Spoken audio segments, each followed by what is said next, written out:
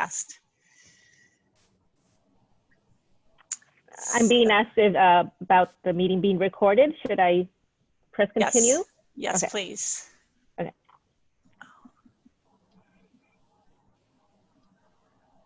And please let me know when it's broadcast and I will begin. Yeah, we're broadcasting. You can begin. Okay. So good morning and welcome to the September 16th, 2020 Complete Count Committee Stakeholder Working Group. Before we jump into the meeting, I will ask our clerk to confirm that we have a quorum. Blake, can you confirm for us, please? Good morning, Chair Davis. We do have a quorum. Thank you so much. Since this meeting is being conducted virtually, I'd like to review the process for both member and public comments. The primary members will be using their cameras and we will take live public comments. Members are asked to turn their cameras when they have a comment or question, and then I will then recognize you and you can unmute your microphone. For everyone else, please raise your hand and you will be unmuted so you can speak. Darlene, can you provide a quick overview on how the public comments will work for us? Sure, no problem. As noted on the cover page of the agenda,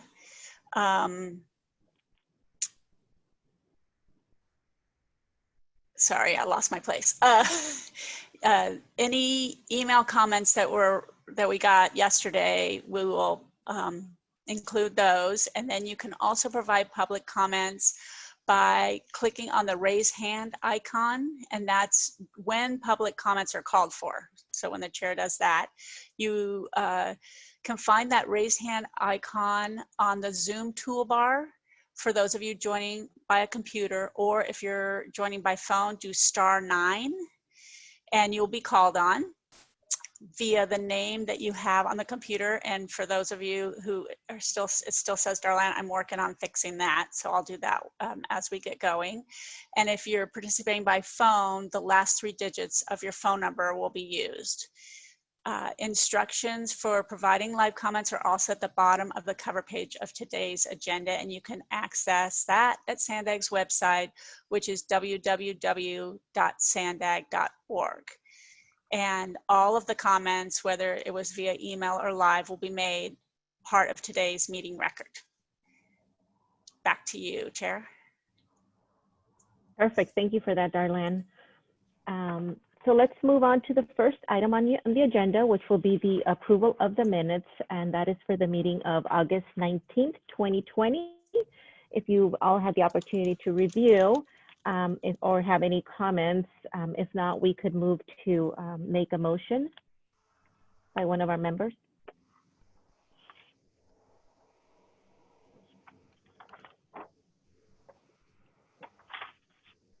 I make a motion to approve the August 19, 2020 meeting minutes. Do I have a second?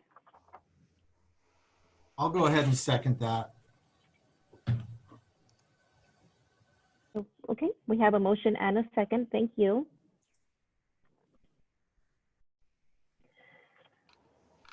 Chair, it Okay, looks like you guys have 2 attendees with their hands raised. Okay. Darlene, if I could ask you to assist me in monitoring these as well, I would appreciate that. Yeah, I would love to. I'm trying to fix the Darlanes that are not me right now. I'm sorry, I'm a little distracted. Sorry, let me look at the, see who has their hand up. Sorry to interrupt, but I believe North County Inland Dulce Salazar is also in the attendees list. I think she needs to be promoted. That okay, is correct. I tried to promote Dulce.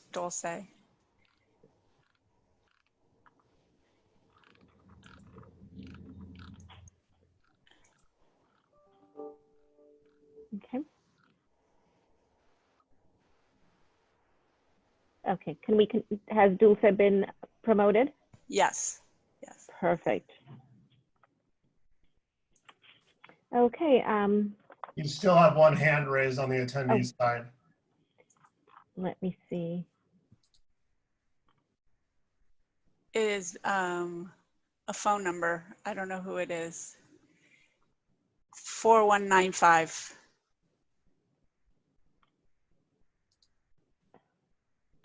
I don't know who that number belongs to, Darlene. You're all on mute.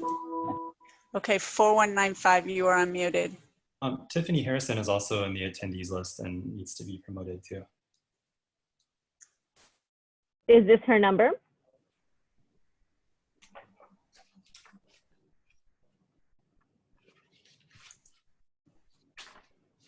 Okay, now 4195. There you go. Hi, it's Jenny County of San Diego. I was trying to second earlier, but somebody already beat me to it. Okay, great. I forgot, Denise, that you would be by phone today. Okay, gotcha. Thank you. Do we need to move her over, Darlene? Well, she's by phone. Does that work? If she mutes herself? Okay. Let me, you can actually do that. You have the functionality to promote people, so I'll leave that to you. Okay, I see that. I'm sorry, everybody. This is so confusing. We'll get it together. I see that I usually have promotion ability, but I think with a call-in, you can't promote because I don't have that option, Arthur. Sorry, you're correct. Yes. So I can leave her unmuted, but then she has to mute herself and mute and unmute herself or she can use the hand raise, whatever you guys prefer. I think she's good at muting and unmuting herself. Let's try that. Okay. One less thing for me to miss. Hi, it's Denise again. It says I'm unmuted now, but I will mute when I'm not speaking. Perfect. Thank you, Denise.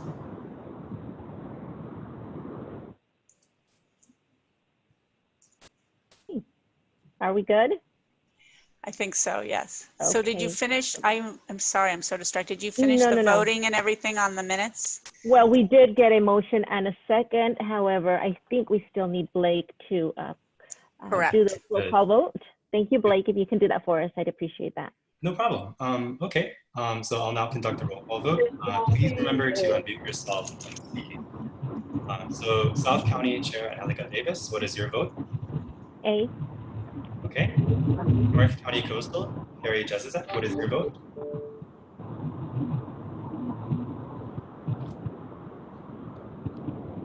Yes. Okay. North County Inland, Jose Salazar, what is your vote?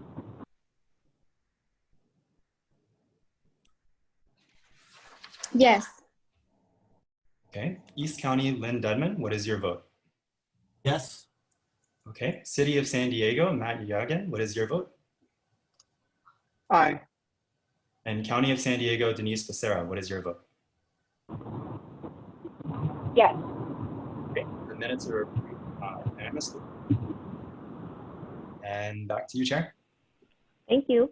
So moving on to public and member comments. I'll ask the members of the public who wish to offer public comment not related to a matter on any agenda item to please raise your hand or *0 for phone participation at this time so we can call on you. So do I have any hands raised for comments?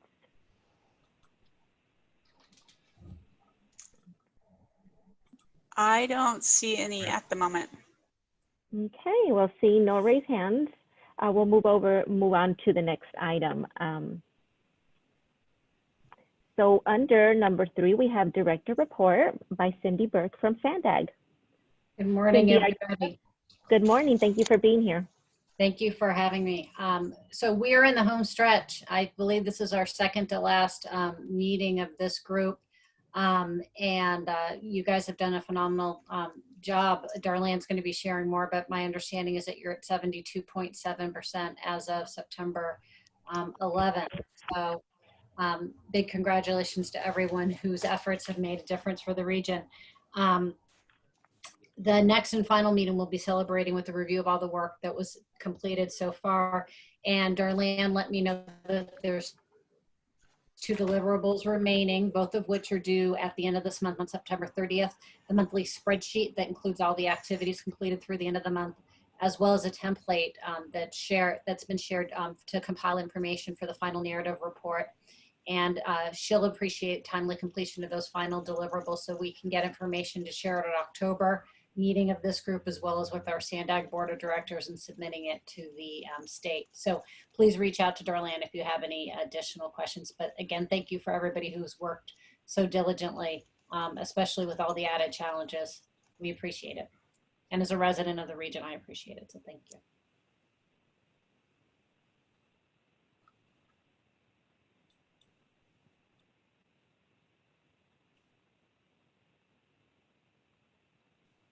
Chair, you're muted. Oh my goodness. Thank you for that report. I do have a hand raised. I believe it was Ms. Joanne Fields, and it is a report, I'm sorry, a comment on this item. Ms. Fields, you're with us? We cannot hear you still. Oh no. Heard you. No, I can hear you, Chair. I You're can hear fine. you, Angelica. Okay. Can you hear me okay? Yes. Yes, loud and clear. Okay. Perfect. Okay. So we were moving on to public comments. We did receive a raised hand from Ms. Joanne Fields. I do have a question regarding reports due on the 30th. I did ask a question with, or towards the U.S. Census Bureau. What exact time does the census end? Is it midnight? Is it close of business? Because we also need to submit a report for any activity that we are planning to host on the last day.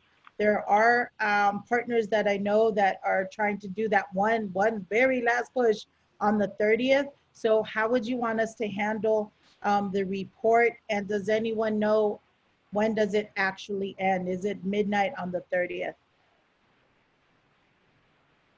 I'm thinking, Roberto, could you answer that question, please? I'll get back to you.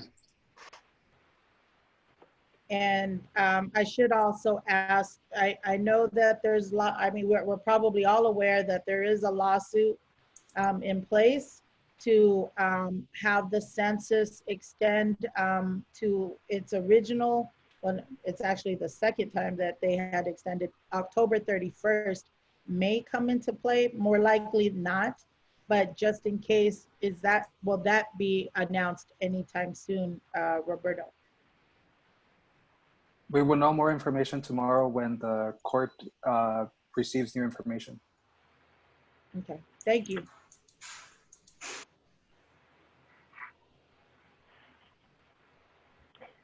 Do we have any other raised hands? I don't see There any, are no other Chair. raised hands at this There is? time. There is not.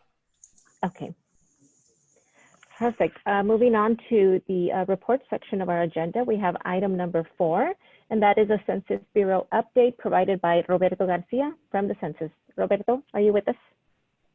Yes, hi, good morning, everyone. It's a pleasure to be here today.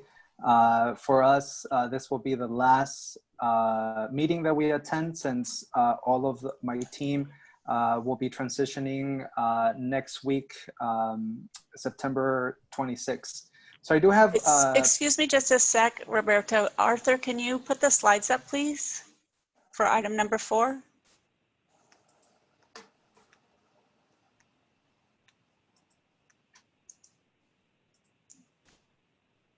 Okay. Yes, Thank you, Roberto. Go ahead. Thank you, Arthur.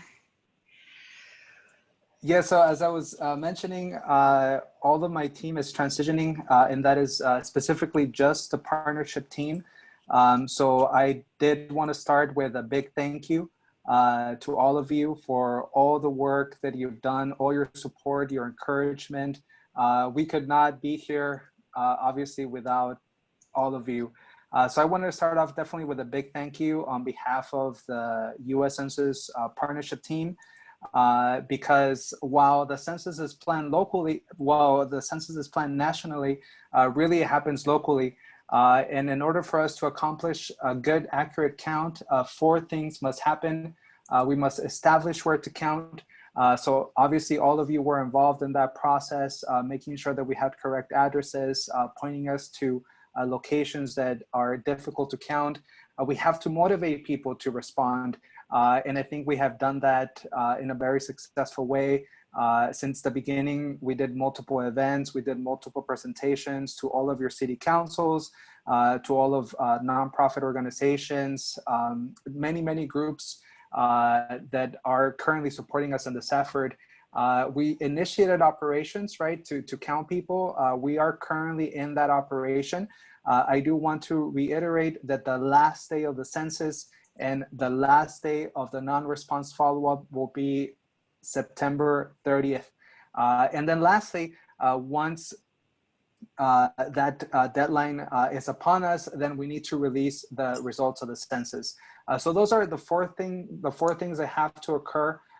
In order for us to do a census, right? We need to establish where to count.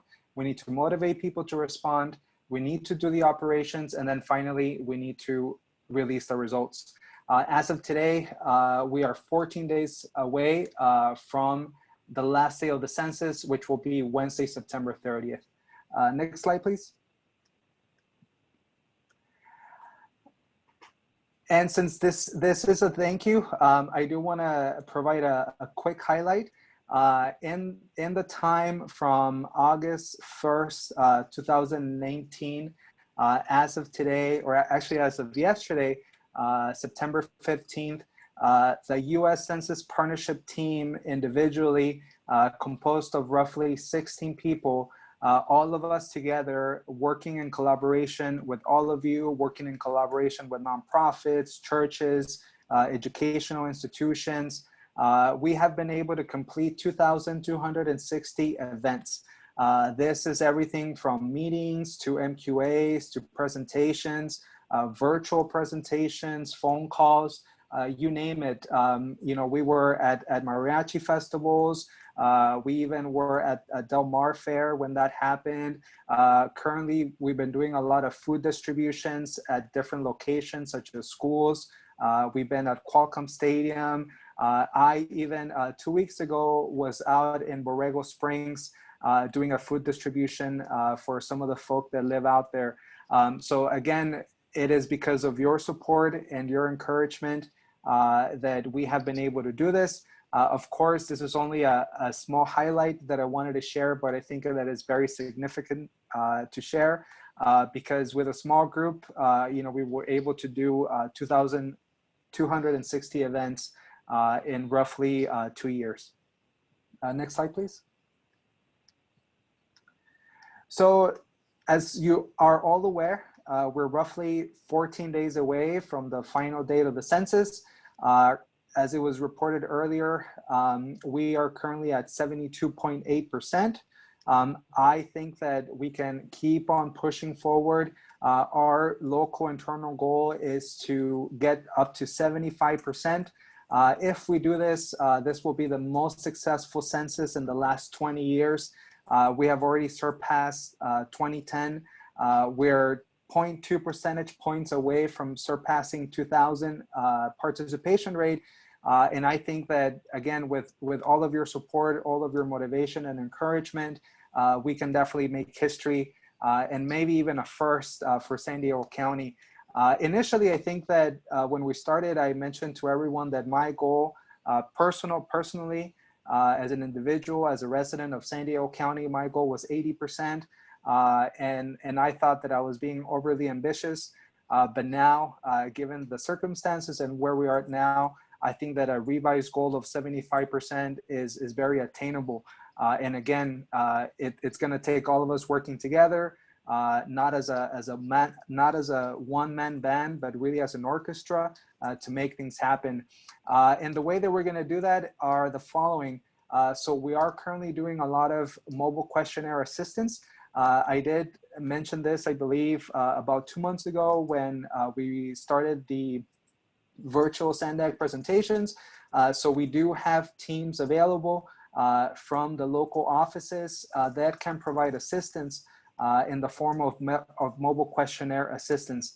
Basically, what this means is that we can have roughly 2 to 3 individuals with iPads at any large event where people will be willing to take the census.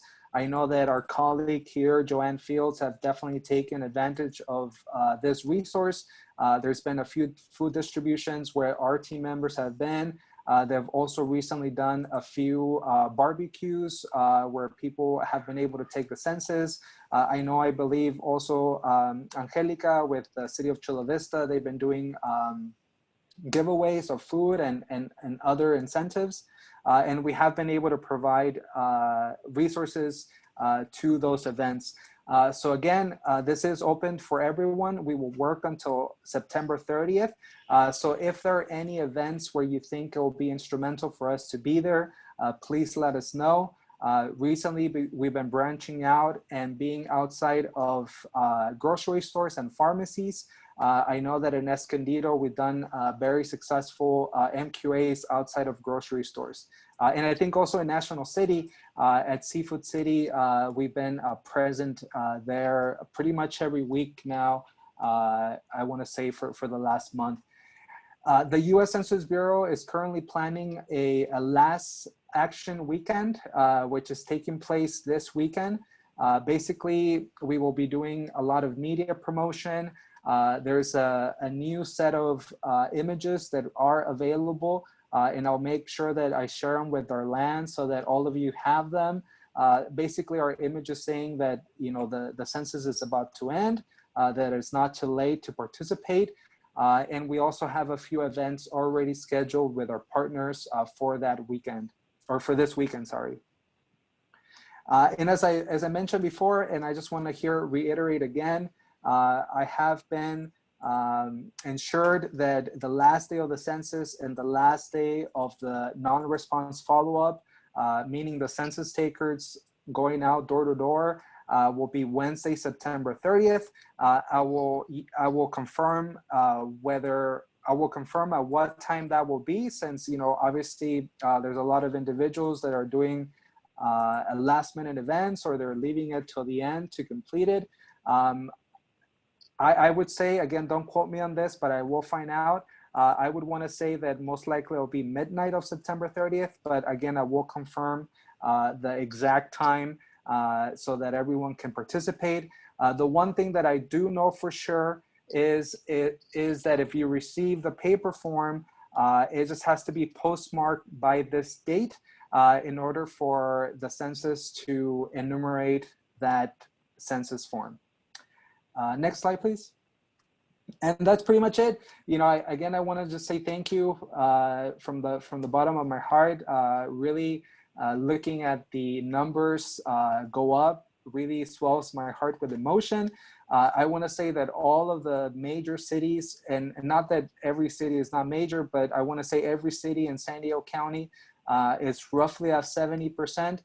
We do have, I think, 2 or 3 that are still lagging behind. And we will continue to work there to make sure that we are moving forward in increasing those participation rates. But with that said, again, I want to just say thank you for your time. I really do appreciate it. If you have any more questions, comments, or concerns, please feel free to contact me directly. Thank you for that report and that presentation, Roberto. We are extremely grateful for your guidance as well through this process. Do I have any comments or questions from any of the members at this point? Tiffany Harrison has her hand raised. Beautiful. Good morning, Tiffany. Good morning. Roberto, do you have any updates or details to share about the unsheltered count coming up next week for the city of San Diego? So you hear her, Roberto, okay? Yes, the service-based enumeration, basically the homeless count will take place the night of September 23rd and into the morning of September 24th. I believe, Tiffany, that I've already placed you in contact with our main point of our main lead at the U.S. Census Bureau for that operation. If you have any specific questions, feel free to contact that individual. He'll be happy to assist you in anything that you may need. On our end, we have been working with the cities mostly, especially with the police departments, making sure that we understand hotspots all throughout the city. I know that Angelica has been very helpful in the South Bay, National City, and Pearl Beach. Also, a few organizations in City Heights have been providing us with hotspots again for this enumeration. But again, if you want to learn more, you can talk to the lead. I've already placed you in contact, I think, 2 weeks ago. So any specific questions that you may have, you can direct them to our lead for that operation. Yeah, I was more so asking if you had any updates, but I know you've put me in contact with folks, and I appreciate that. Just seeing if there are any updates. But thank you, Roberto. Thank you. I also have a hand up from Joanne Fields. Joanne? I want to say thank you to Roberto and the whole partnership team. I know that you had a huge task to connect all of us throughout the county, not just in San Diego or Chula Vista, our largest municipalities, but trying to reach a very diverse community without a lot of resources. So working with all of you, being creative to get, especially the MQAs. I can't think enough that we do have this support staff because I think, again, we are seeing more reception from people in these hard to count census tracts because we're on neutral ground, that we are not knocking on their door and we're actually getting people to answer the questions, whether we're in front of Seafood City. We're in Seafood City at actually 3 locations, Mira Mesa, Chula Vista, and National City. We've been there for almost 2 months now. And we have just added another coffee shop. So I'll share that at a later report. But I do want to thank you, Roberto. Andrew is on deck, Tana, but it's the whole partnership staff. Again, this was a hard task with very limited resources in comparison to the 2010 census, and I just wanted to say thank you. But I do have a question regarding NARFU. There have been several phone calls we received where people are saying, I completed my census, now enumerators are asking about my neighbors, and they feel like it's intruding on their privacy. Is there an official response to that? I'm familiar with that part of NARFU, but is there an official response that we should be telling people that are calling and asking why are they asking about their neighbor? Yes, the official response, and I believe I've shared with this before, is that an enumerator will make up to 5 visits to a household. If that household is not enumerated, then we use the proxy method. Basically, the proxy method is that we are asking your neighbor about that household. So basically, if an enumerator is asking an individual or a household about information about their neighbor, that means that their neighbor has not taken the census. That is the official operation that we do.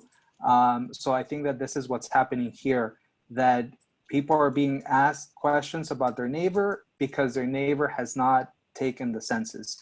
So in this case, I think that the best thing to do, right, will be to encourage that individual to tell their neighbor to please take the census.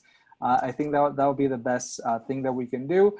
And then, of course, or even just encourage that neighbor that hasn't completed to talk to the enumerator or to take the census themselves. Enumerators are leaving messages.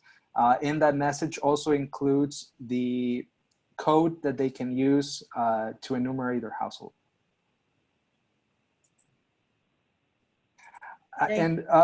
Yeah, and I did forget one thing, and I do want to mention this. So we are still in this operation, right, which is the non-response follow-up, and it will be a tremendous help if all of the cities can communicate with any communities that have private communities. So we are finding it difficult to access these locations, whether it be apartments or condominiums that have private entrances. So we have been working with the Association of Realtors, with the apartment associations, but we still have a lot of households that need to be enumerated, especially in some of these private communities. So if there are any resources that you as a city staff or as city have to communicate out to some of these private communities, it will definitely help us out tremendously. I can tell you that the office that is having the most difficulty is the downtown San Diego office. In the cities that comprise San Diego, Chula Vista, National City, and all the way to the border, we still have a caseload of about 11,000 households that need to be visited. And most of the concentration are in the city of San Diego. So if you do have any connections with these communities of private condominiums, private apartments, gated communities, it will be a tremendous help for us to make sure that we can get into those households. Thank you. And Chair, there was one question in the chat from Michelle about enumeration rates. Michelle, did you want to ask that?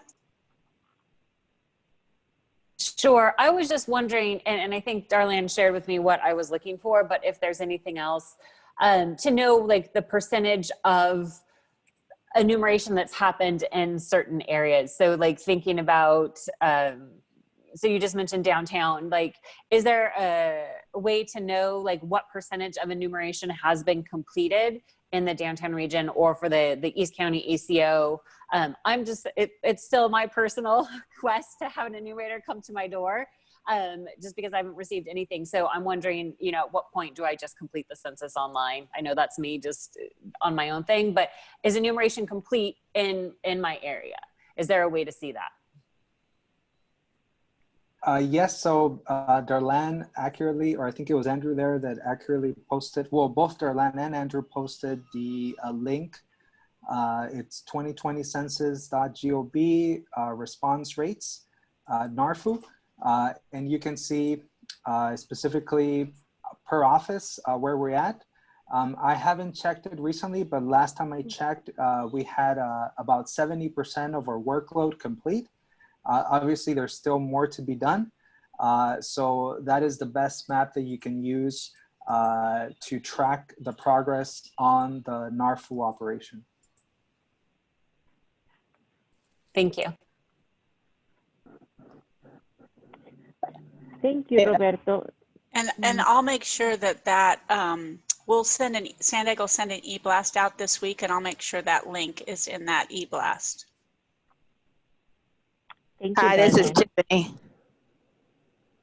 Last question for Roberto. If I know I've asked census staff, but if it's possible to show the areas where there are a lot of apartments and gated areas that census staff are having trouble getting to. I know you just mentioned that it was the downtown area, but if there's a map or something where we can see where the hardest hit areas are, could you please share that at some point, either to Darlene to distribute out to everybody else, so we can be able to. Yes, most definitely. I'll make sure to send that out today. Thank you. Thank you, Roberto and all. And I don't see any other, just one more check. I don't see any other hands up. So moving right along to item number 5, the California Complete Count 2020 Census Office Update by Connie Hernandez. Connie, are you with us? Yeah, I haven't seen her join yet. Let me double check my email. I'm here. Oh, Connie. okay. Yay. She's the Yes. other Darlene. Now I know. I don't know why, but yes, I'm here. Thank you so much to everyone. And I hesitated a little because I forgot I was on mute. So of course, like all the rest of us, you know, that happened. But thank you, and good morning to all of you. I think that Roberto and shared it very well in terms of how far we have come. And I think that our success needs to be celebrated. We have to be cautious about how we do that today, this moment, because it's not over. It's not over. We have until the 30th. So our best message going forward is to do it today. And of course, we have till the 30th. And with that in mind, I know that Darlene and Michelle will go over the stats, but As of yesterday, our current in San Diego is 72.8. So as Roberto mentioned, I'm sure that we're going to get past that 20-year mark. I'm certainly hoping for that. And of course, in Imperial also, even though this particular group is not directly involved except through the ACBO organization, they've also gone to 61.1%, which is really great because both of those numbers represent an uptick of 3 to 4% from 2010. So thank you again so much for your work. We could go on to the next slide, please.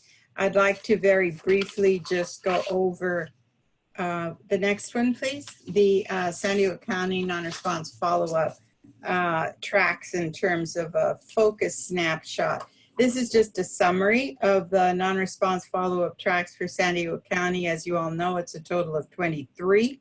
Average HTC index in these tracks is 87.99.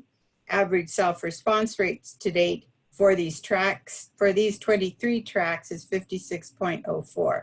California average SRR, as mentioned earlier, is 58.08. So the non-response follow-up tracks are averaging slightly under the California state average.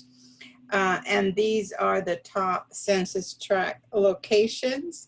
We have San Diego, Escondido, Chula Vista, National City, Imperial Beach, Oceanside Vista, La Presa, and unincorporated parts. And just to add, I know that the link that was mentioned concerning these, I live in Bonita, and I was trying to figure out where it is. And what you do is you just go to the unincorporated list within California, and then your particular area shows up.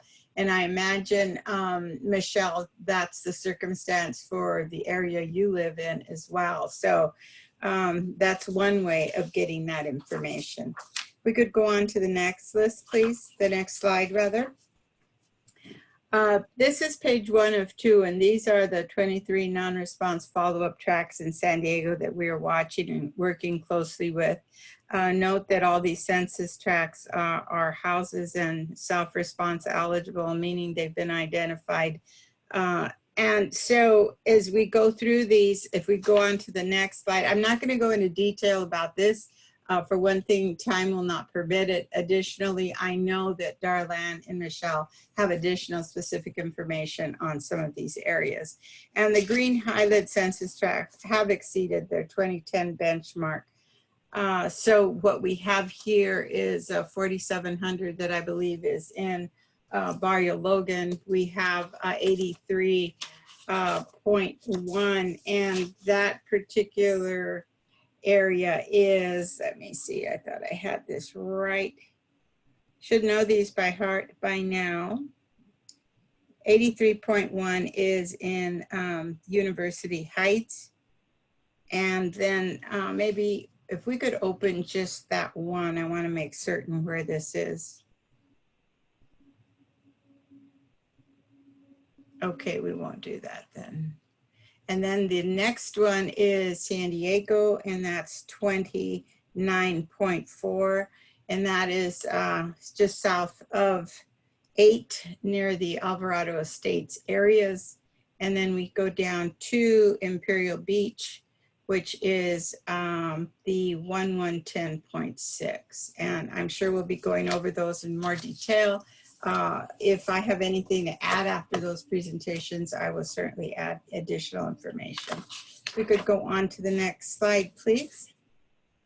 This is just a snapshot in terms of where these 23 tracks are, legislative fact sheet with the maps. And I just want to say we appreciate the opportunity to work with our legislative offices and wanted to give an opportunity for the legislative staff on the call to share any updates if that's possible. And this is an example of what the Congressional District 51 Juan Vargas looks like as of, this was on 9/10 when the map was last updated. So the reason I mentioned this is because the SRR for this congressional district is 64.9, and the 2010 SRR was 64.8. So there are making advances. I have communicated with the other offices that covered this particular congressional seat, meaning State Senator Wesso, Assemblywoman Lorena Gonzalez, Assemblymember Todd Gloria shares some of these. And I just want to thank them for their cooperation in making sure we move those numbers forward. They have not only provided personal input, but have done email blasts, done other work in terms of providing updates on their newsletters. So I think the key thing here is it is a collaboration, United States Census Bureau, California State Office, also working with the legislative representative. I thank you for that. We could go on to the next slide, please. We have here our resources that are available on the Census Partner Portal. There's a suite, as you know, of creative assets to activate people to take that final step and complete the census. There's also the Get Out the Count resource specific to various target populations, such as K through 12 and college students. We have the link here for elected officials for the GOTC resources as well. Statewide partner with details about all the statewide partners and the work that they are doing. And so I just would like to remind everyone to follow up in your reporting as you see that last item here concerning the bulk upload. And I want to thank Darlene and Michelle for being so helpful and in reminding our partners and our partners for getting in that information in a timely way. We could go on to the next page, please. This is Hispanic Heritage Month, and I think that's important to note. Today is Fiestas Patrias, Day of Independence in Mexico. So many events have been centered around this, and I thank you for that. Indigenous Week of Action and the California State Census Office, both their Week of Action coincided last week.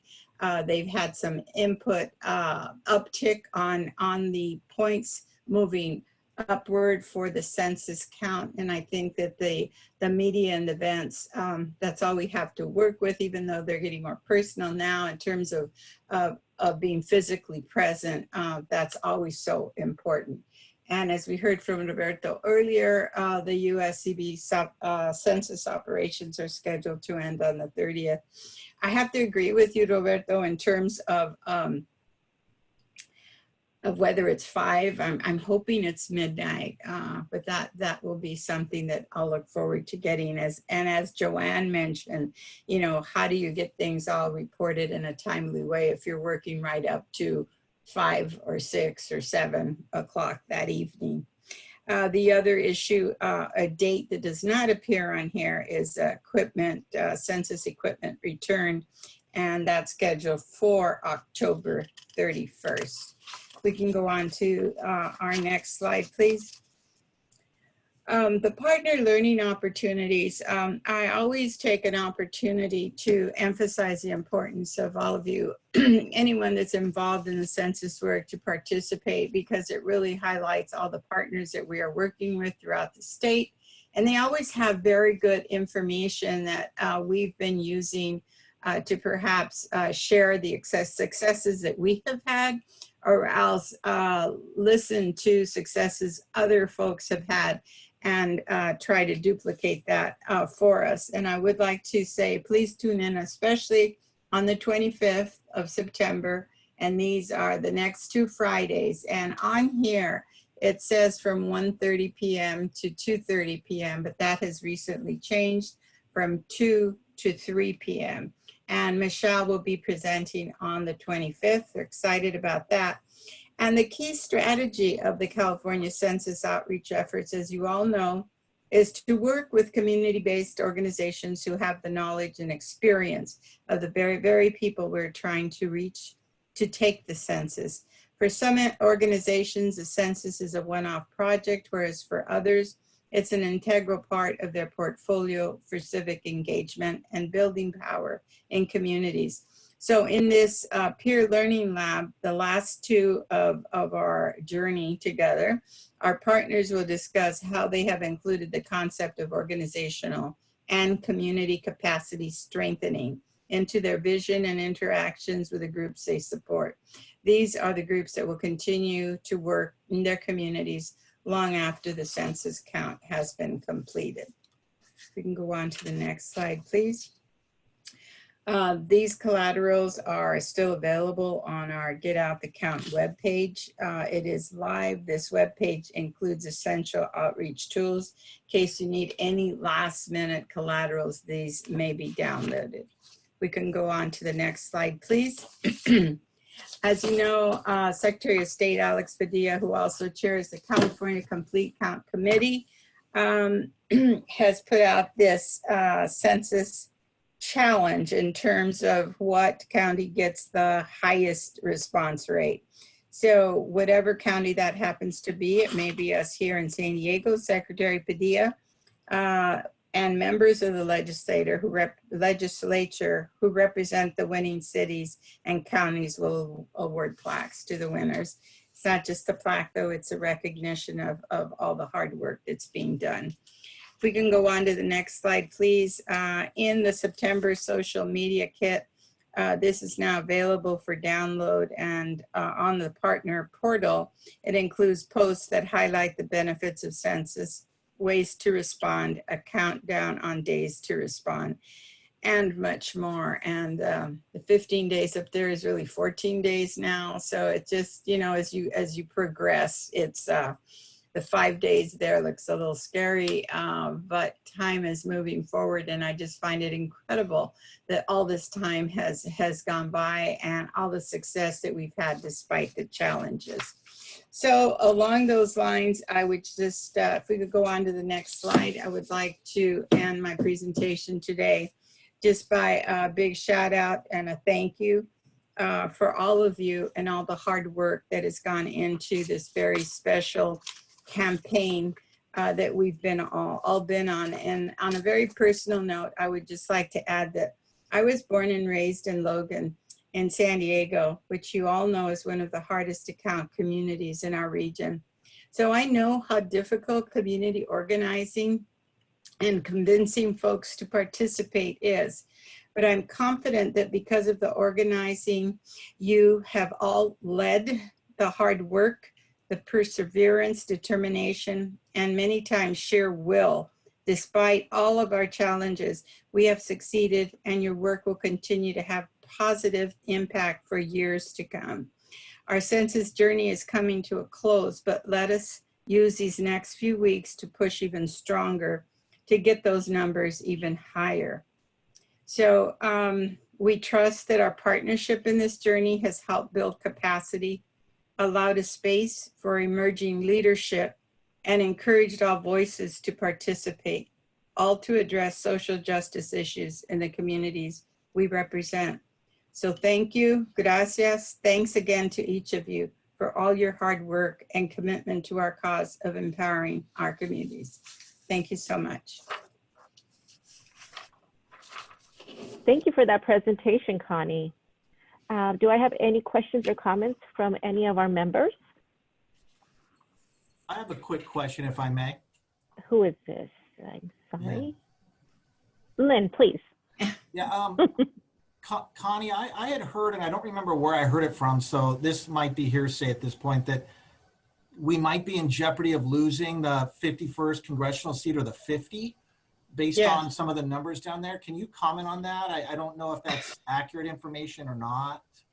Well, I don't know where we stand today this minute, but that's always been a point of contention and an added incentive for us to really get a complete and accurate count, because yes, you're absolutely right, that may be an issue. And I certainly hope that it's not, but that is the reality we face. As we have gone out throughout this campaign, talking about the funding that we'll lose, that we will lose if a good count isn't considered, we've always mentioned that, the loss of representation as well. But now that it's coming to a close, it just seems more real, unfortunately. So I hope that that is not the case, but it's not just a rumor. That's a reality. Okay, thank you. Mm-hmm. Thank you for clarifying that, Connie. Do I have any comments from the public at this point? I don't see any hands raised. Correct, I don't see any hands raised either. Thank you for checking, Darlene. Okay, and then moving right along, we move to item number Chair? 6. And Oh wait, yes. sorry. Michelle Silverthorne has her hand raised. Oh, we do have a hand. Michelle. Sorry, sometimes you guys are too quick. I'm so I can't sorry. get there fast enough. I just wanted, I mean, Connie's been so generous to thank everyone else. And I just wanted to recognize Connie and her work, and that we really couldn't have done this without her being the connection to the state and just guiding us and making sure that we had the information we needed and to be able to move forward. So just a really big thanks, lots of gratitude to Connie for her leadership. Absolutely. Thank you for saying that, Michelle. Okay, any other hands? I don't think so. We can move along to item number 6, Asian Pacific Islander Initiative update, and that is by Joanne Fields. Joanne, the floor is yours. Thank you. I'll be short because I've commented almost every item.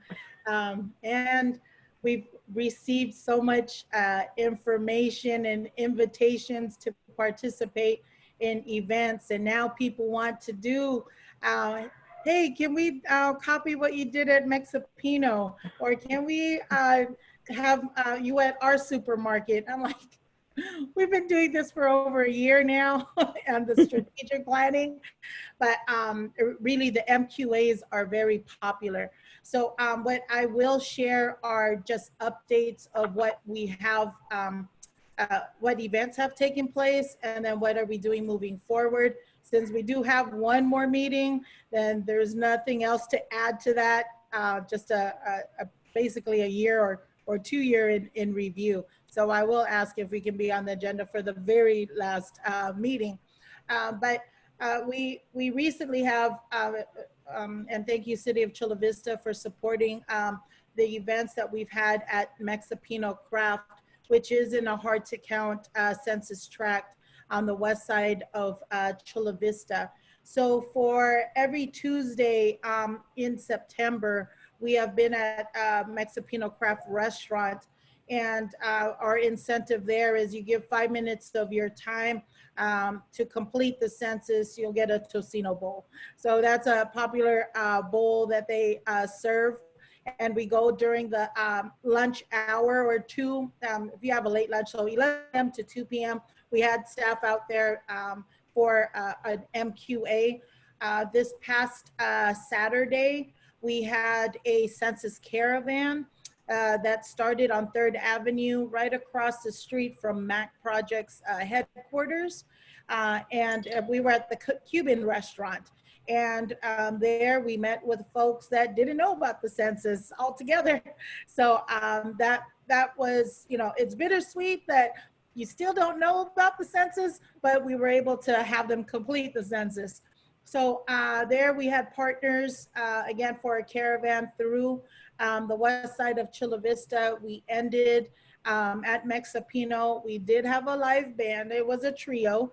And we were able to draw more people to come out and figure out what was going on. We did observe all the social distancing and PPE, and we're not a site of any outbreak. So we're excited that that took place, and they actually want to repeat it, one last push, that we repeat this on Sunday, September 27th.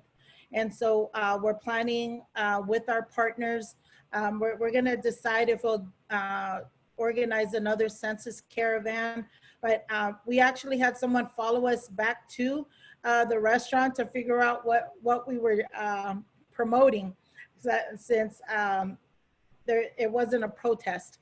And so we had to explain what was going on, but we were able to complete the census with these two people. So it's coming in. Of course, we want everybody just corral and just complete the census now. But that is the message that we are conveying in we continued the Census 2020 Power Hour.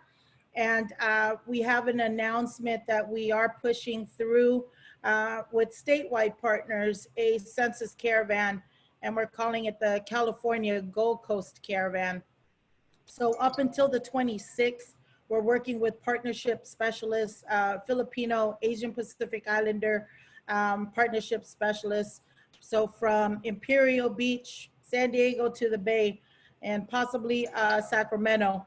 But I don't know how we're going to do Sacramento. There's just so many stops in between.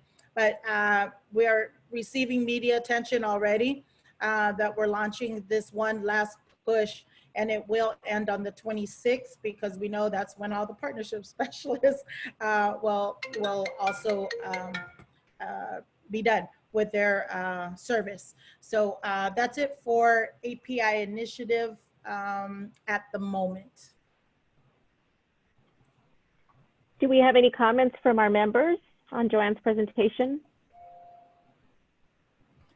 Or any, I don't see any hand raised. Joanne, I just want to say thank you for your creativity. And not only is it creative, it's festive, but it's also supporting our small businesses, which is really important at this time. So thank you. Thank you for that creativity and for your help down here in Chula Vista. Moving right along to item number 7, Joanne Fields, Paving Great Futures. Switching my hats over to Paving Great Futures, and actually one of the members just asked for the Zoom link. So if you don't mind, I'm going to forward the link so he can watch or listen to what I have to say, and hopefully he gets in. I'm sorry. Or this is being recorded. I can send him the link. Yeah, probably it's better to send the recording, I think, at this point. Okay. All right, thank you. So with Paving Great Futures, again, we have to get creative on how do we continue the outreach despite all the restrictions we have with the COVID-19 pandemic. What we have is a series of Census and Coffee in Barrio Logan. And we have partnered with the Chicano Federation Child Development Center and also 2 local businesses where our incentive is complete your census and coffee is on us. Next door to the child care center is the Por Vida Cafe.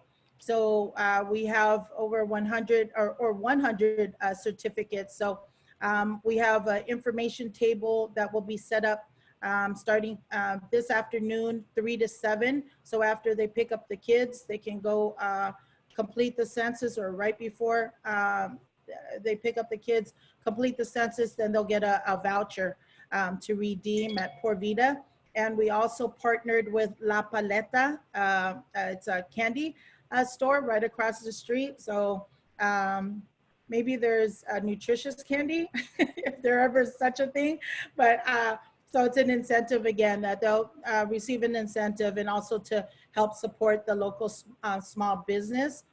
We had an information table, an MQA over this past weekend. They have what is called Walk the Block. It's promoting small business, and we were able, again, to have the census response representatives man our table, while we had our volunteers, our census ambassadors, pass out flyers and directing them to go to the MQA table. So that sounds like it's successful. I'll get a report back on actually how many people have participated. Chicano Federation will send out our flyer. I can email that to you. I could try to do the screen share, but it'll probably take longer than me just emailing it, and you can share it out. And I'll, of course, share that with the Count Me 2020 coalition the people that run the social media. So we have that going on. And we also have a pop-up. There is a car meet in Spring Valley in the Hamashaw area, which is another hard to count area where we have flyers distributed. And then hopefully this weekend we'll be able to have an MQA set up on Sunday, which is, they meet up late night. So I'm not sure if we're able to get Census staff there. So they're there from 7 to 10, they being our Census ambassadors. So it's really our young people that are working this event, and that's the targeted audience. Also on Sunday, September 20th, we have partnered with Pastor Brooks of Bayview Baptist Church. It's one of the largest Black churches that we have in San Diego. And we are co-hosting with them Civic Engagement Sunday. It's a day of service. So they are going to distribute free groceries. They will also provide a space for an MQA.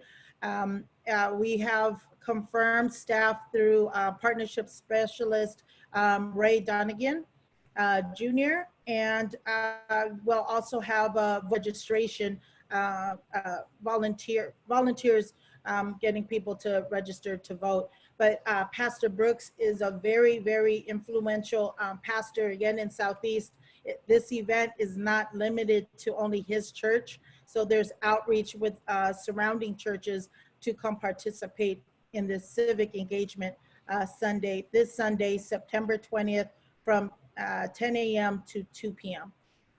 So that's pretty much it. But there was an interview yesterday with Luis Cruz of the San Diego Union Tribune. He reached out for his live stream show Together San Diego, where we also made the announcements of activities. And I'd like to ask a time for an actual virtual presentation for the last meeting. Very good. Thank you for that, Joanne. Any questions or comments from our members? Yes, this is Connie again.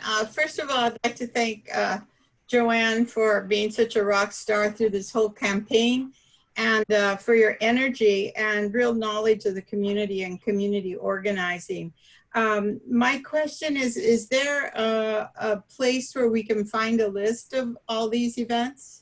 I will ask if they can post on their respective websites. I can also email you the event flyers for these upcoming events. Okay, thank you. And then one last question in terms of the event with, let me see, there was Walk the Block and the MQA. Where is that going to be? That will be right in between, I have the address. It is the table, there's a table right in between the Chicano Federation Child Care Center and Por Vida. So I have the address. Cool. Yeah, I know where that is. Yeah.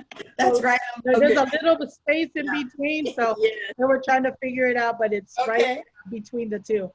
That's really cool. All right, thank you so much, Joanne. You're welcome. And thank you for everything. I wanted to raise my hand, but Connie, I really love everything that you had to do. I know you didn't have any support staff, and you still have to do the reports, and like that's what I'm trying to catch up on now, but you had to do that daily. So thank you for your energy and sharing your resources with us, because that does make it a lot easier when we have a toolkit, both on all levels, on the federal level with Roberto and Partnership Specialists, with the swag, especially the swag from the Count Me 2020 Coalition. The city of Chula Vista provided swag. Without that, we are too boring for people to even listen to us for 2 seconds. So that was all very helpful. And because we're in a digital age, it is hard to get all of that collateral done in a timely manner. So that ties us up. And when we have limited resources, So thank you, Connie. Thank you, partnership specialists, and all the municipalities, even up to Oceanside. Oceanside had great activities, and they shared their card magnets. And why don't we have card magnets? But everyone was sharing. Everyone was, coming forth with whatever they have, and we leverage the resources. It's not a lack of resources. It's just being resourceful.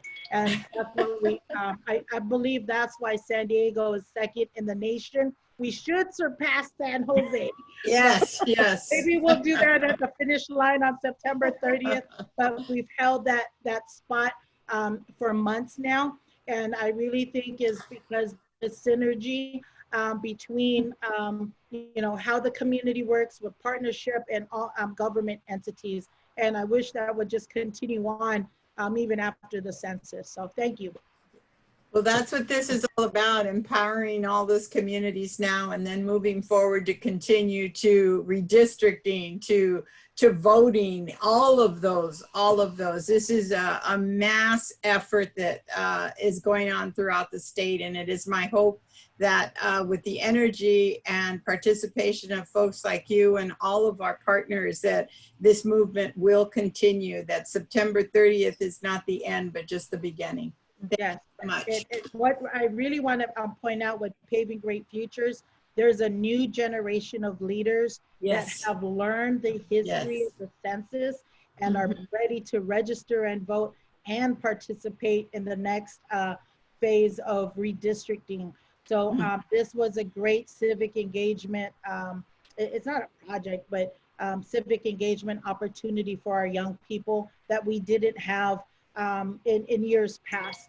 So thank you for that. Yes. Well, thank you both for saying that. And it's definitely, we had to leverage and resource. And Joanne, I don't know if I've ever met anybody more resourceful than you. And it has certainly been a pleasure for me to work with you, especially during these times. I mean, before we went into this pre-COVID, we had all these grandiose ideas. And we quickly had to shift gears, and look at us now. We're doing great, and it is because of partnerships like yours, and seeing all the cities come together. It's been amazing with the federal and with the state support. I think it's great, and we will pass those numbers. I'm confident. So, okay. Any other comments on that item? I don't see any. Okay. So moving on to item number 8, we have outreach summary by Darlene. Darlene, are you with us? I am here. I would not leave you. My co-pilot.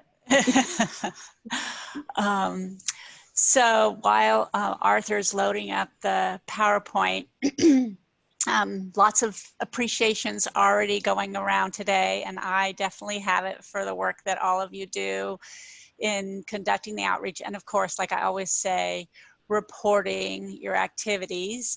And we'll talk a little bit more at the very end of the meeting of ideas of how to celebrate next month, because we will do our last meeting and it'll still be virtually, but we can talk about that later. So today I just want to summarize one last time before the census closes on September 30th, what activities have been reported so far. So moving to the next slide.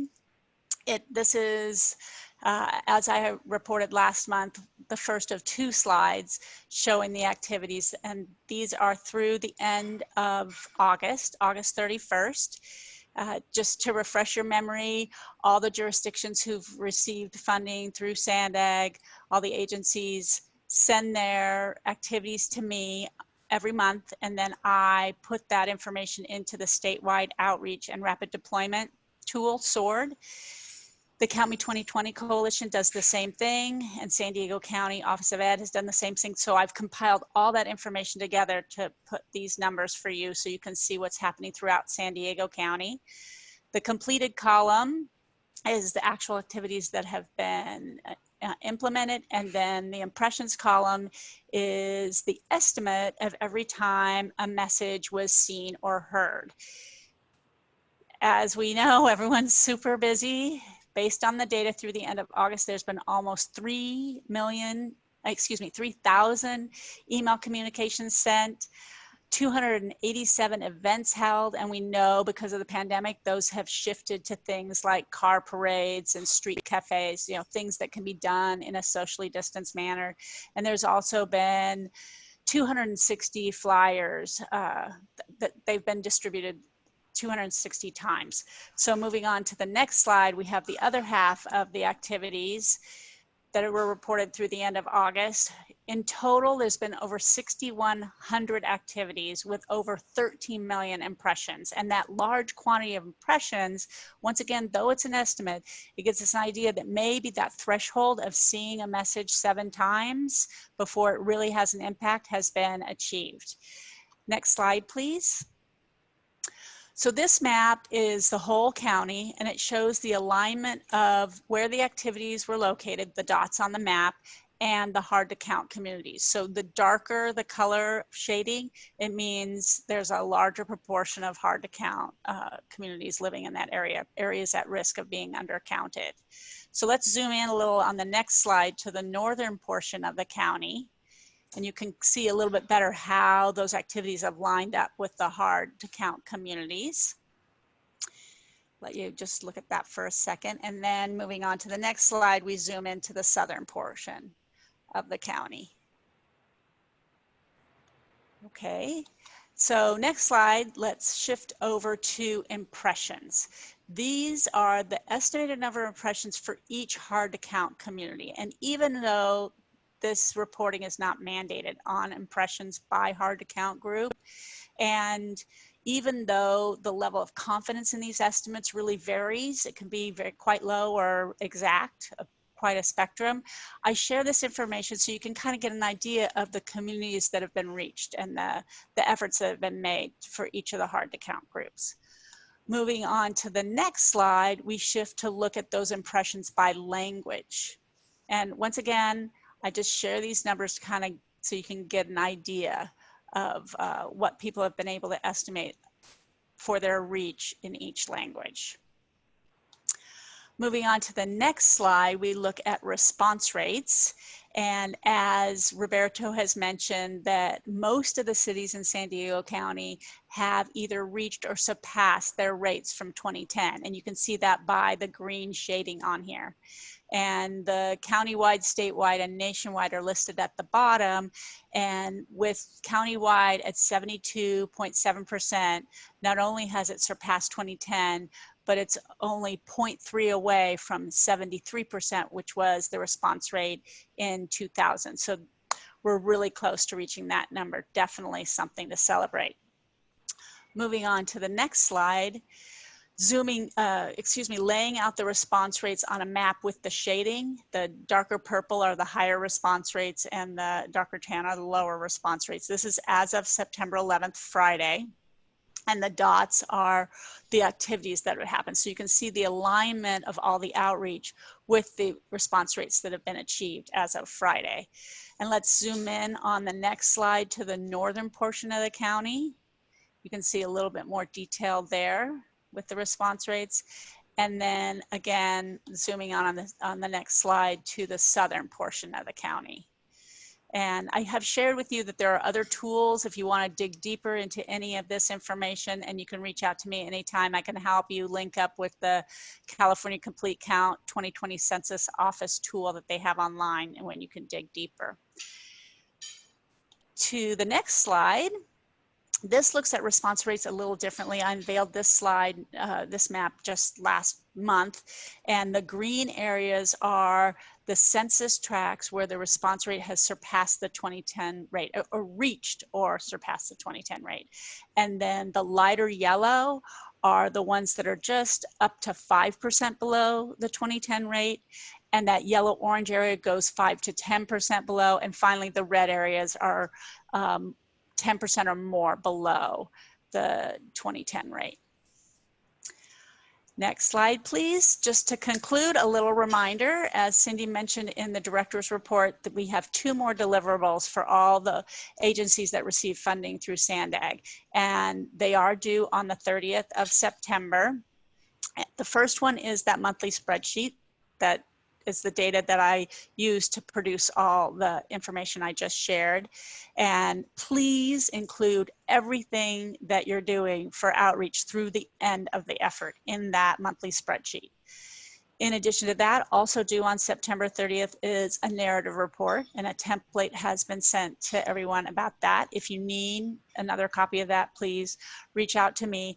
But the monthly spreadsheets will all be combined and the narrative report into a single summary that I plan to share with you next month when we can celebrate all our achievements and talk about the lessons that are learned.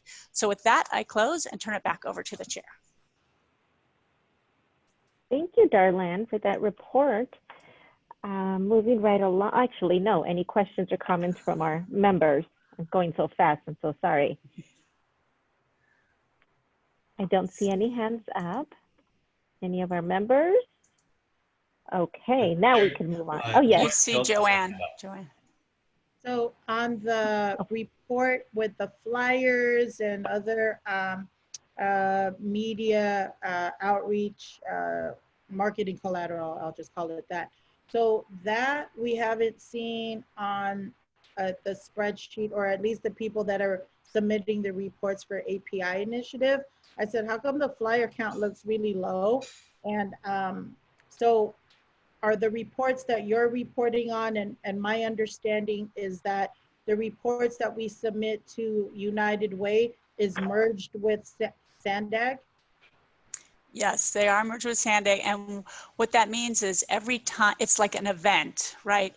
It's like each bit of information is like one line, one record, right? So we distributed flyers, that counts one time. It doesn't count how many flyers were distributed. Does that help clarify? Yes, because like we were told that there was a transfer of reports from one program to another, and with Hindi, that's a very low number when we've been outreaching in the South Asian community. So I'm just trying to throw up a red flag that if that is the latest report that you have on record for all of the partners, whether you're SANDAG funded or United Way funded. That's everything. That's everything that was reported to me through the end of August. So if anything was added since then, that's not included in there. But it is, the United Way shares their data with me, and I included it in that summary.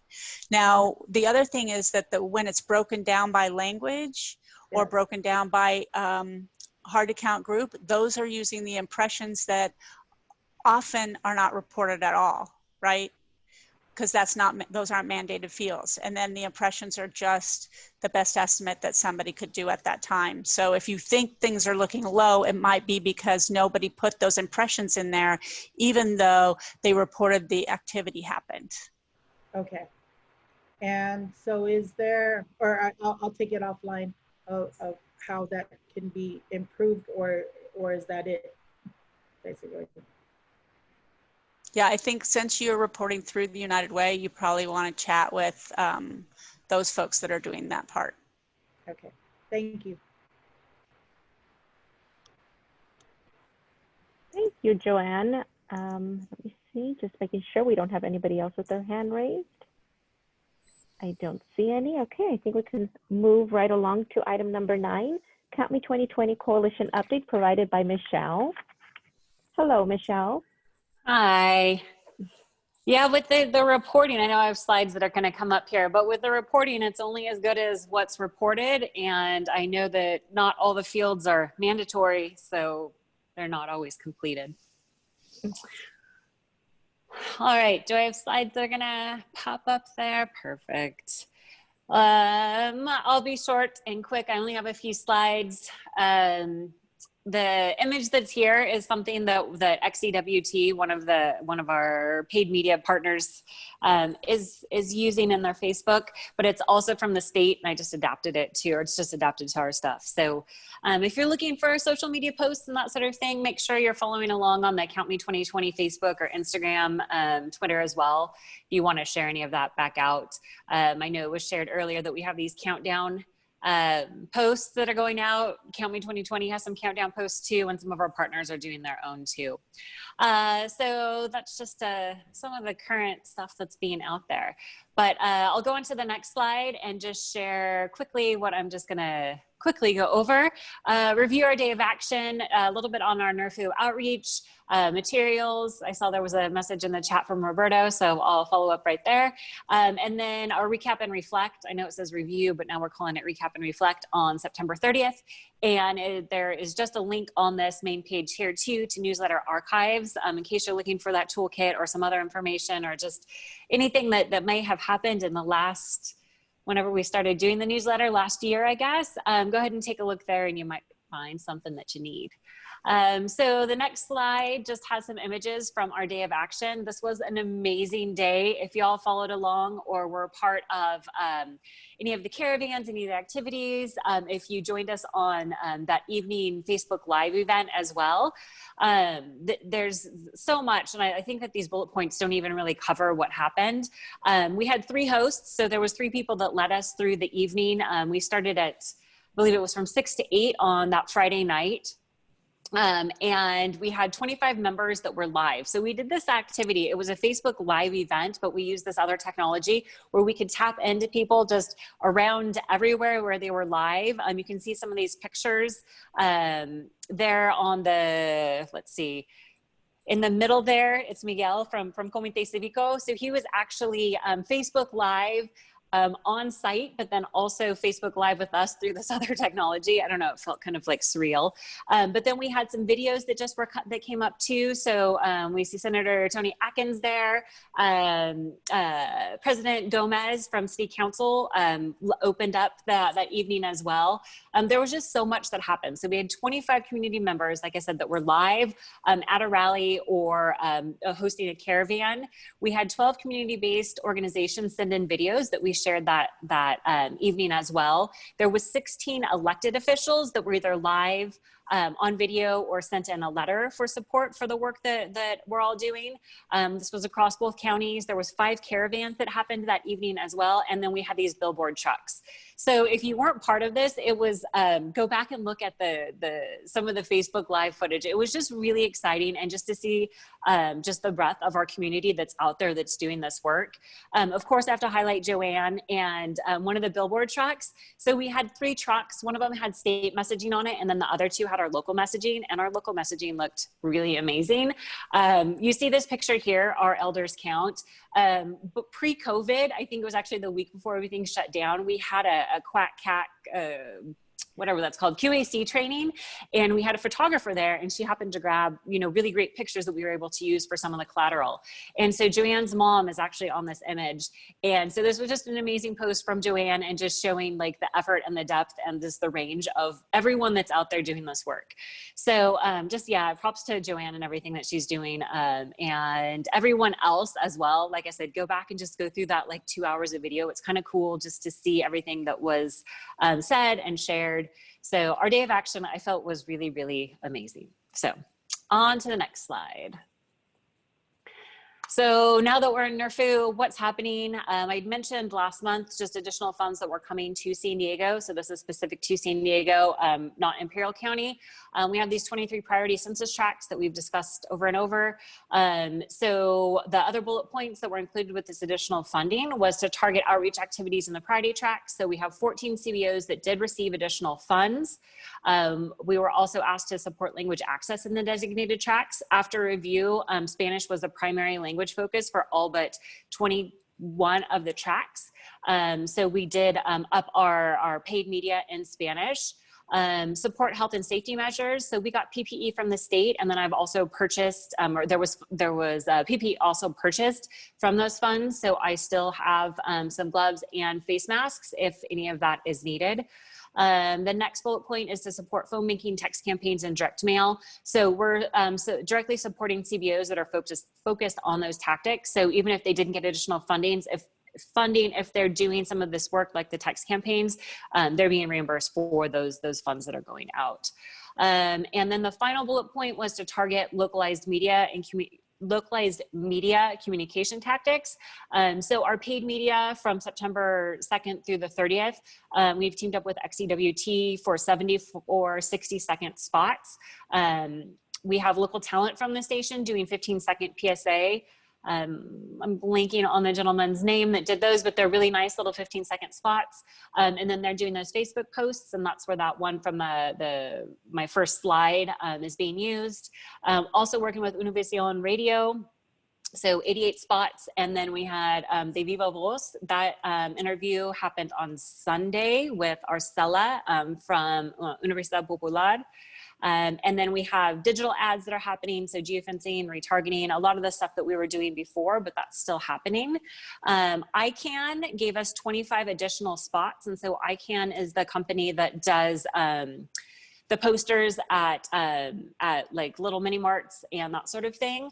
Our bus shelters and buses are still in circulation with the original marketing materials as well, just the bubbles. And then we have 5 PSAs that have been developed. Some of these were used for XCWT for those 60-second spots, but those are being shared out as well. They're in English and Spanish. We're boosting social media posts, and then taxis, and that's going to be on the next slide, I believe. Oh, it's not on the next slide, but I'll go to taxis in the slide after. So this is just a little snapshot of some of the PSAs, and this is, maybe someone knows, the gentleman that's up on that top corner, he's the one that's doing the 15-second spots on XCWT. But we have 5 other PSAs that have clips from those elected videos that were used on our day of action, and then just some other information that was put together. So there's 60-second PSAs, again, in English and Spanish. And on the next slide is the picture of the taxis, but also to let you know too that we have car magnets. There's only a handful left, but if you want one, please come and grab them. So the image on this slide is actually United Taxi Workers. They are also a paid media campaign in a sense. The taxi workers have magnets on each side of their cars. It has the QR code in the middle. They have postcards and pins in their vehicles, and then they had training on information about the census. So it's kind of like a mobile billboard interactive experience if you want to know about the census and you get into one of these taxis. So about the materials, like I said, I have a handful. I think I have maybe 10 or 12 of the car magnets left. They're really nice. They're really bright and draw attention for sure. It was funny because I drove past one when I had one on my car the other day, and I thought, like, this is so odd that we actually are in the same space. Like, there's only maybe 100 of these magnets out, but like I drove past one of the taxis in City Heights the other day. So this Friday and next Friday, again, just depending on what's left, you can come and get what you need. I have 2 retractable banners. I have about 1,000 face masks. I think 400 are spoken for. I have the car magnets. Hand sanitizer is completely gone. I do have pens left. I definitely have door hangers and flyers and postcards. And the We Count children's books came from the library. So thanks to Missy Solis for sharing those out to us. I think we had about 1,000 different We Count books in different languages. I only have Korean left. So if someone wants some We Count children's books in Korean, I have those. So go ahead and just show up on Friday between 10 to 11. You can text me to let me know that you're there. If no one is outside, usually there's enough people that I know that people are still out there, but just come to that front door, wear a face mask, physical distance, and remain outside. And I think that that is my last slide. So the last slide. Yeah. So there's just a little join us for our final Count Me 2020 meeting, recap and reflect. Just kind of going through everything that happened in the last 2 years. It's a interesting list when we just think about like that first meeting, when we submitted the proposal to that April 1st launch, to the first TA meeting we had about contracts, to then going on to citizenship question and everything else that happened in this last year. So I hope you can join us. We'll have a lot of our community partners on just sharing and reflecting on this last year and kind of thinking about too what happens next with this work. So thanks all for being along with everything that we've done. Thanks, and see you next time. Thank you for the presentation, Michelle. There's so much going on. I love the story about both of you driving with the magnets on the side. Do we have any questions or comments from any of our members? And I'm checking for hands right now. Okay, I don't think I see any. Darlene, can you second that? I think we're good. Yeah, I don't see any. Okay, perfect. I don't want to skip over anybody.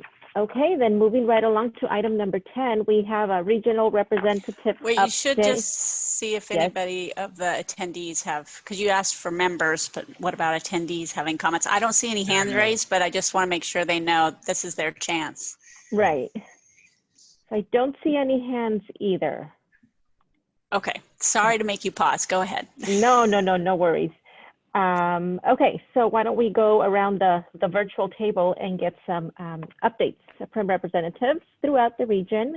If we could have somebody from the East County. Yeah, I guess that's me. I'll go ahead. Thank you.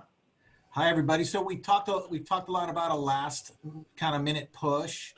So I've been working with Alejandro Aguilar with that's our census regional rep out here in East County. We've recently, and I think I'm going to admit I stole this idea from, I think it was Chula Vista or Oceanside, where we had a bunch of masks made. I've got black ones and I've got white ones, and I split those with Alejandro. So we're going to give them out in La Mesa here at City Hall and all of our facilities. I gave half of them to Alejandro so he could use them in the East County region. We purposely didn't put La Mesa logos on it so that it could be used in all of East County. Alejandro and I kind of strategized on that. One of the last things we're going to do, because I still have remaining grant funds to spend,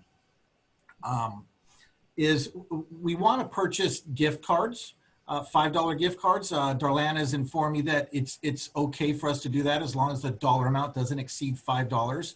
And I want to give those to Alejandro to do some of the mobile questionnaire assistance events in La Mesa as kind of a last minute push.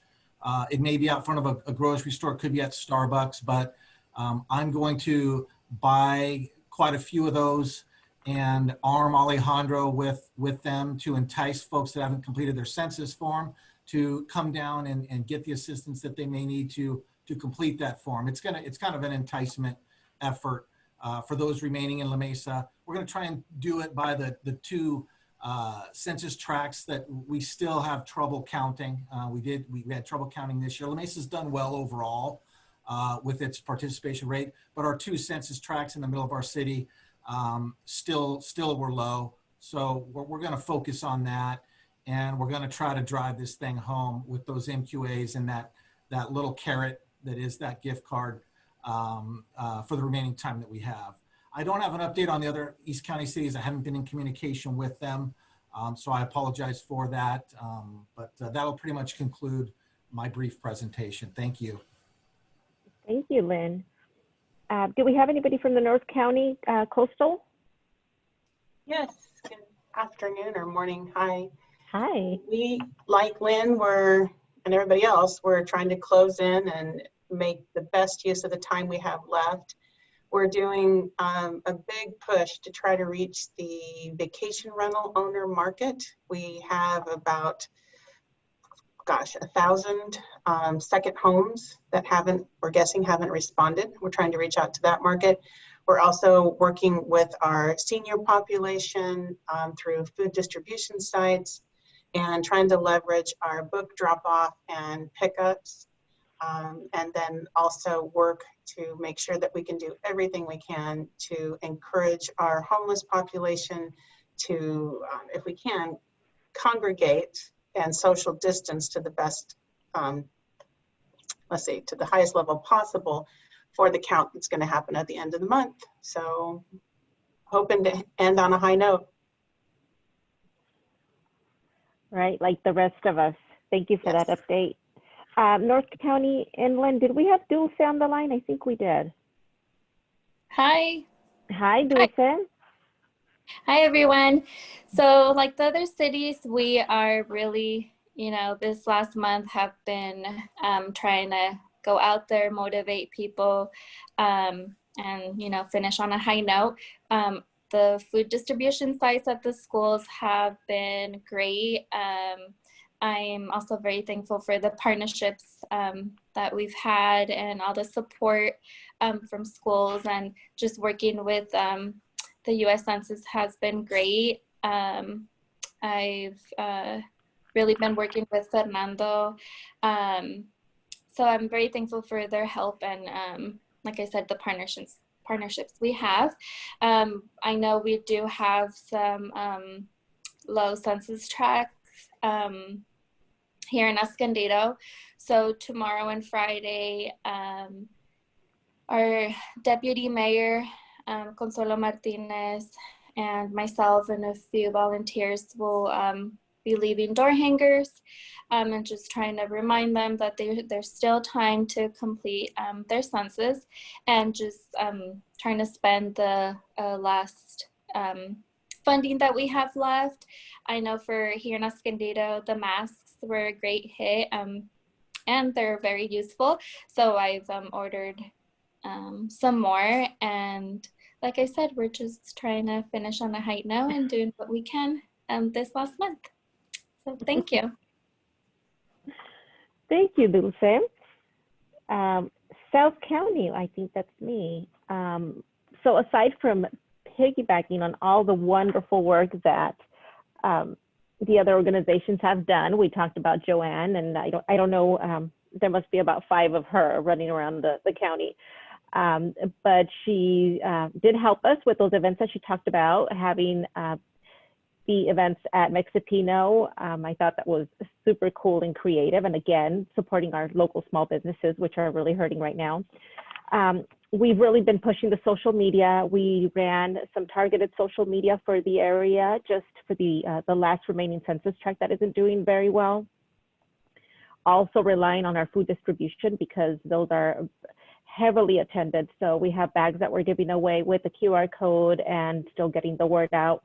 And with COVID, there's always interviews going around. So whether I'm being interviewed or somebody else from staff is being interviewed, I encourage them to say, hey, at the end, just do a plug on the census and say, by the way, you know, all these services are available because of the data that comes from the census. So I always try to find a way of squeezing at least, you know, 5 seconds in there to mention the census.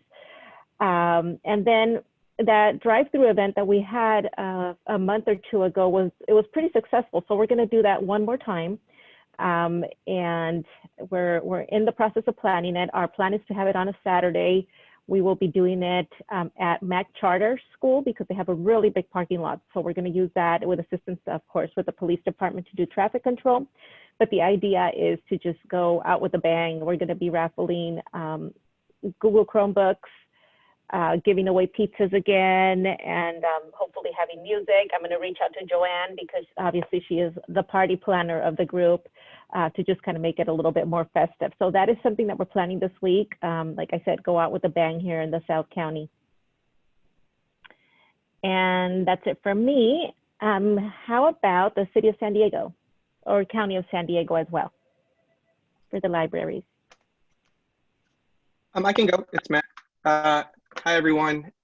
Tiffany and I have been working to really focus on the City of San Diego's share of HTC priority census tracts between now and September. So there are a couple things that we have in the works. I think the first thing is really getting folks connected at food distribution events and other events that are happening already existing within those HTC census tracts. And so something that we started a couple weeks ago is connecting the Census Bureau and staff to food distributions that are going on, particularly in Council District 8, which includes the areas of Barrio Logan, Logan Heights, Sherman Heights, to ramp up census participation with the census tract. And so we are planning on continuing that partnership through the end of the month. So I think there are 2 more Saturdays left. And we've been able to distribute collateral both from the Census 2020, the Count Me 2020 Coalition, as well as Census Bureau collateral at those events. And so we're hoping that that can make a dent in some of the response in the response rate as we're moving forward. Also, last week, Tiffany was able to organize a briefing with 5 council office and Census Bureau staff tasked with the unsheltered count. With that count coming up, you know, we have committed to share some data with the Census Bureau related to existing hotspots of where we see unsheltered folks.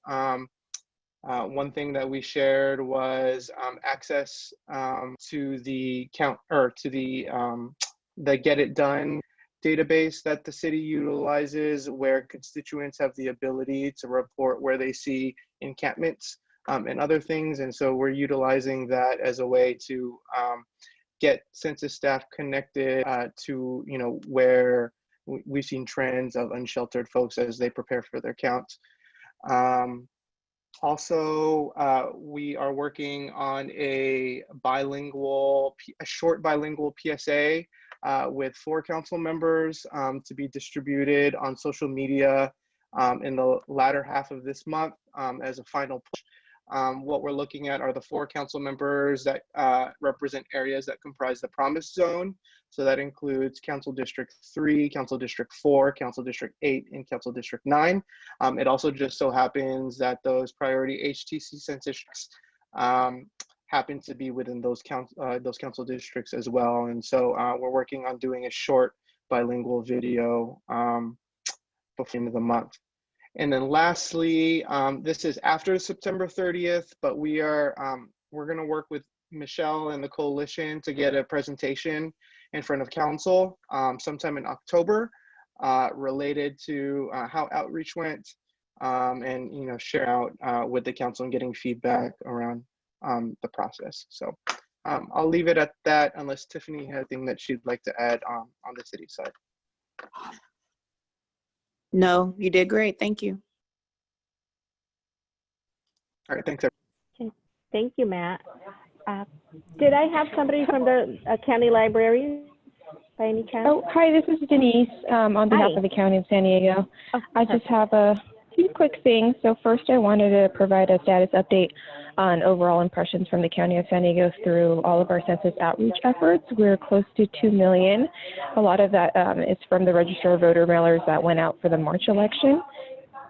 Other updates for this month include the County Aging and Independent Services included census messaging in their AIS newsletter, which are sent by mail. So there's about 3,500 printed newsletters, and then also electronically to seniors, which was about 2,500 emailed newsletters. And then for our county library updates, there was 1,200 We Count storybooks shared with the Count Me 2020 Coalition. And then the county library is also providing mobile questionnaire assistance with the U.S. Census Bureau at rural libraries and outdoor spaces where there will be physical distancing observed and then masks are required as well. There's 4 events. There was 2 on Monday in Jocumba and Campo, and then there will be 1 tomorrow in Potrero, and then 1 on the 23rd in Borrego Springs. And that's all we have. And then that's what and then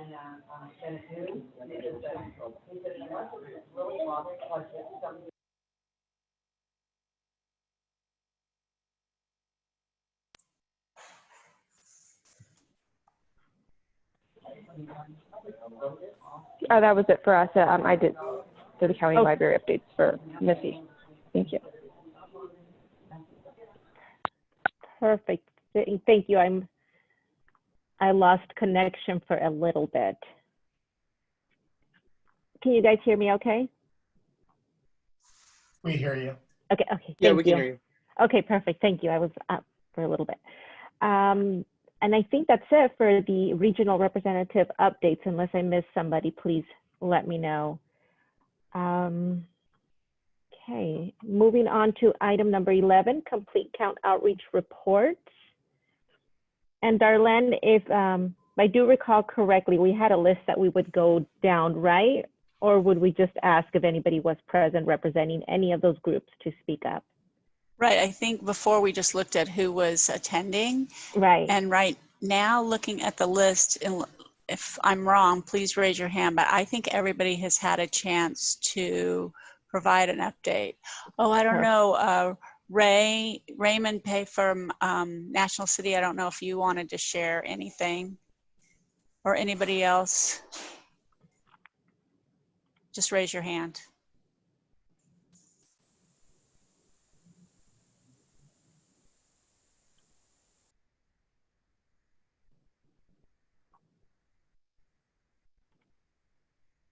I don't see any hands, Darlene. Yeah, I don't either. Okay. And I think we can move on to item number 12 then, upcoming meetings. So we do have one more meeting scheduled, and that is for the, that's for Wednesday, October 21st at 9:30. And this is the time also to bring up any items that you would like to see addressed or identified in the agenda. So this would be the time. Yeah, I'm really, yeah. any ideas you have to like celebrate and reflect, as Michelle put it, on everything that's happened in a virtual way. I mean, this is not how I envisioned our final meeting of this complete count group. No, I think we're owed a rain check on that one. Now, Darlene, if there is ideas that people would like to share, I don't know if this would violate the Brown Act. Would they be able to just email you directly and request that? Yes, absolutely. They could do that. Okay. So any member that would like to present any ideas that come up, please email Darlene, and she will certainly put that on the agenda. And I think that is it. If there's no other comments or questions, we can adjourn this meeting.